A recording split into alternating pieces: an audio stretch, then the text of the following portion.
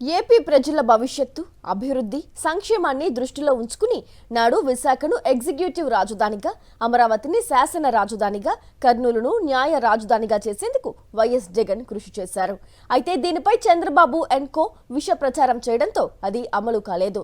దీంతో plan B కింద మావిగన్ 110 కిలోమీటర్ల కారిడార్ను రాజధాని ప్రాంతంగా ప్రకటించాలి అంటూ వైఎస్ జగన్ చేసిన అత్యంత ఆచరణాత్మక ప్రతిపాదనపై సర్వత్రా హర్షం వ్యక్తమవుతోంది.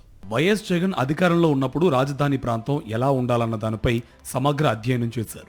రాష్ట్రాన్ని ప్రపంచపటంలో అత్యుత్తమంగా తీర్చిదిద్దాలని తలంచారు. మౌలిక సదుపాయాలకే లక్షల కోట్లు ఖర్చు చేయాల్సిన అమరావతి కంటే వేగంగా తక్కువ ఖర్చుతో ప్రపంచ స్థాయి రాజధానిని రూపుదిద్దాలని భావించారు. అదే సమయంలో అన్ని ప్రాంతాల ప్రజల మనోభావాలను పరిగణలోకి తీసుకుని అభివృద్ధి వికేంద్రీకరణ నినాదంతో 3 రాజధానుల ప్రణాళిక రూపొందించారు. ఈ నిర్ణయంపై అప్పటి ప్రతిపక్ష నేత చంద్రబాబు కుతంత్రంతో తీవ్ర దుష్ప్రచారం చేశారు. ఎన్నికల్లో కుటిలత్వంతో గెలిచి మళ్లీ తన స్వలాభం కేవలం 29 గ్రామాల పరిధిలో కొందరి ప్రయోజనాల కోసం అమరావతి రాగం అందుకుని మళ్లీ రాష్ట్రంలోని అన్ని ప్రాంతాలను మోసం చేసే మహాపాతకానికి పూనుకున్నారు. దీంతో వైఎస్ జగన్ ప్లాన్ బిగా అన్ని వసతులతో ఇప్పటికే అభివృద్ధి చెందిన 3 నగరాల సమాహారంతో అత్యంత వేగవంతమైన గ్రోత్ ఇంజిన్ మావిగన్ ప్రతిపాదన చేశారు. ఇది సరైన సమయోచిత నిర్ణయమని అందరూ స్వాగతిస్తున్నారు.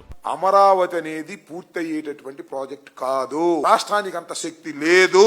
ఆ క్రమంలోనే జగన్మోహన్ రెడ్డి గారు మావిగన్ అనేటువంటి ఆలోచన తీసుకొచ్చారు. ఆల్రెడీ ఇన్ఫ్రాస్ట్రక్చర్ ఉంది, ఆల్రెడీ బిల్డింగ్స్ ఉన్నాయి, ఆల్రెడీ రోడ్లు ఉన్నాయి.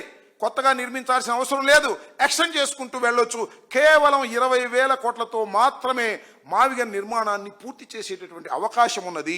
దేశంతో పాటు అంతర్జాతీయంగా వేగంగా అభివృద్ధి చెందిన నగరాల్లో పోర్టులే కీలక పాత్ర పోషిస్తున్నాయి. మన దేశంలో చెన్నై, కోల్కతా, ముంబై నగరాలు పోర్టుల ద్వారా వేగంగా అభివృద్ధి చెందిన విషయాన్ని ఆర్థికవేత్తలు గుర్తు చేస్తున్నారు. చైనాలో పోర్టు వలన షెంజన్ నగరం వేగంగా కీలక గ్రోత్ ఇంజిన్ గా ఏ విధంగా ఎదిగిందో ఈ సందర్భంగా ప్రస్తావిస్తున్నారు. మన రాష్ట్రంలో కూడా పోర్టు ఉన్న విశాఖ నగరం కీలక ఆర్థిక శక్తిగా ఎదిగిందని, ఇప్పుడు మావిగన్ను రాజధాని కారిడార్ గా ప్రకటిస్తే అంతకంటే వేగంగా వృద్ధి చెందే సత్తా ఈ ప్రాంతానికి ఉంటుందని పేర్కొంటున్నారు.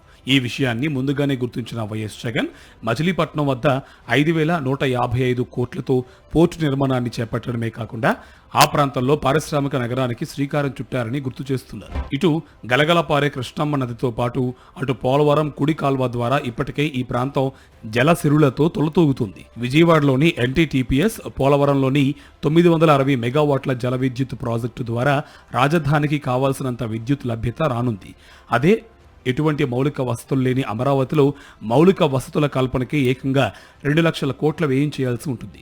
మావిగన్ కారిడార్ కు అందులో 10% ఖర్చు చేస్తే చాలు 10 ఏళ్లలో అంతర్జాతీయ మహారాజధానిగా మారుతుందని పారిశ్రామికవేత్తలు విశ్లేషిస్తున్నారు. దీనివల్ల లక్షలాది మందికి ఉపాధి లభిస్తుందని స్పష్టం చేస్తున్నారు.